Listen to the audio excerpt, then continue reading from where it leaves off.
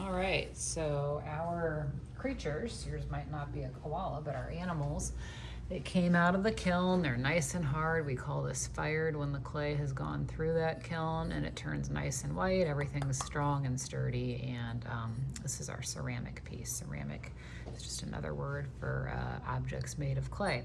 So we're ready to glaze, and glaze is fun because it's not just paint, it has little glass particles in there, and when those particles go into our kiln, which is the clay oven, they melt, and when they melt, they become shiny. So that is a really beautiful effect.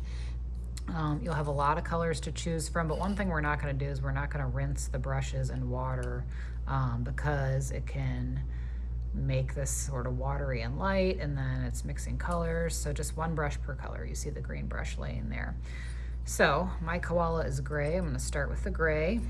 Personally, even like if I'm just doing regular artwork, I like to do kind of the easy parts first. So all these parts in the middle, maybe the back of his head, the parts where there's not as much detail, like eyes or the heart it's holding, because then I can put the glaze on relatively quickly without having to worry about carefulness on those big areas. Okay, so I'm going to get my edge.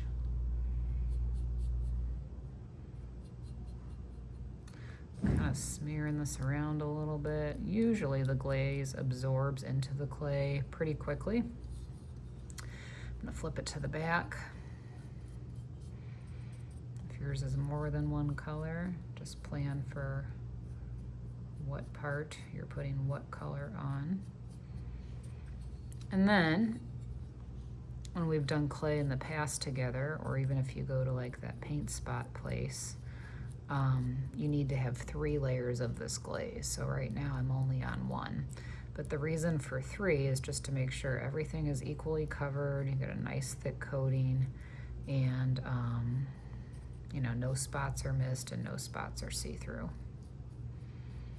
So I'm getting the back of them, getting the back of the ears, basically anything that's visible when this is sitting on a table or a shelf, you're going to want to glaze with, paint with glaze.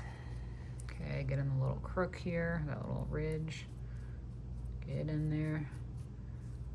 One part you do not want to do is this circle right there, okay? And the reason for that is this has to sit on the kiln shelf to fire a second time. And the problem is if you paint this circle on the bottom, then when this glass particles melt, it will fuse to the kiln and you cannot get it off. You literally, it fuses, it's stuck, it's permanent, you can't get it off, and so that wrecks the kiln and it wrecks your piece. So don't do that. Okay, I'm almost done with this coat. I'm even going to do the bottom of the ears. So again, make sure that you are tipping your object in your hand and you're looking at it from every angle, all the little nooks and crannies. I notice in the middle it's still sort of soaking in.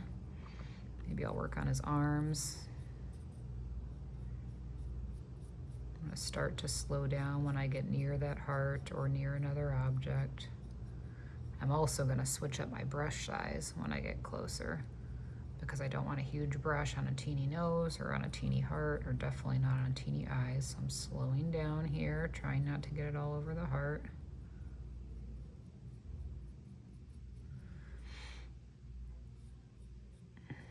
And then again, this is just the first coat,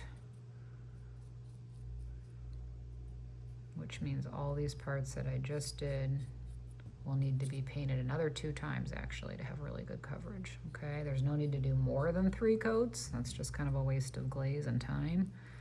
Just